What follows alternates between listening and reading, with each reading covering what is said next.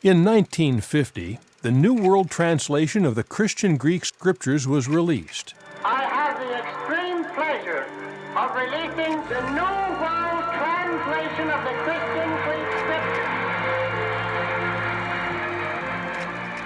Scriptures. This translation was unique in that it restored the divine name, Jehovah, 237 times in the main text of the so-called New Testament.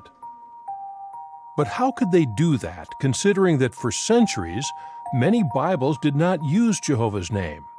And why did the divine name need to be restored? The oldest copies we have available do not use the divine name in the Christian Greek Scriptures. They use substitutes like God or Lord. Very early on, the copyists of those original manuscripts, they simply replaced, they got in the practice of replacing God's name. We know that it's not a translation because one is a name, the other one is a title. It's not even a synonym for Jehovah, for a name. Since the Greek Scriptures were an inspired addition to the sacred Hebrew Scriptures, in fact, Jehovah's name, God's name, was used some 7,000 times in the Hebrew Scriptures. The sudden disappearance in the Greek text is inconsistent.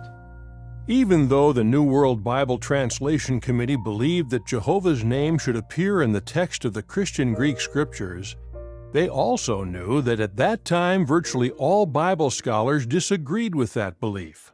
Those scholars argued that by the time of Jesus, even the Greek translation of the Hebrew Scriptures, the Septuagint, no longer contained the divine name. So why would the writers of the New Testament use the divine name when their copies of the Holy Scriptures in Greek did not contain the Tetragrammaton? This view was based on faulty information. How so? Did the Septuagint still use the divine name in Jesus' time? Let's consider one piece of evidence that answers this question. Something amazing happened in 1944. A theological journal published a picture of a Greek Septuagint fragment from the papyrus Fuad 266 collection. Now inside that fragment, there was the divine name. In the Greek text, you had the Tetragrammaton, not just once but throughout. Now this fragment was very old, dating back to the 1st century BCE. But the important point is, this was proof, clear proof, that the divine name was originally there. 2 Jehovah's Witnesses were asked to obtain photographs of these fragments, which were located in Cairo, Egypt. New World Translation Committee were very interested in this because they started translating the Greek Scriptures in 1947. After obtaining permission, pictures of 12 of the fragments were published in the foreword of the New World Translation of the Christian Greek Scriptures. What amazes me about this is the timing. When our brothers, this translation, New World Translation Committee, did their research before even translating, suddenly something that was unknown until essentially 1944 came to light that confirms that the eternal name of God has to be revealed. It cannot no longer be hidden. It should be shown to everyone who wants to worship Jehovah. This careful preservation supports what Jesus said in prayer at John 17:26 when he said to his Father, "I have made your name known and will make it known."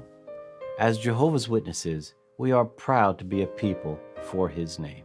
Knowing his name is essential to know Jehovah himself. And the fact that Jehovah has provided this arrangement through his people, it makes it very clear that he was gathering a people for his name.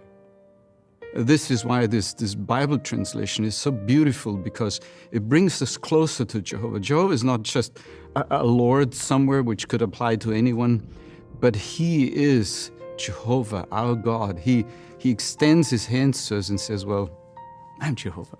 Call me by that name.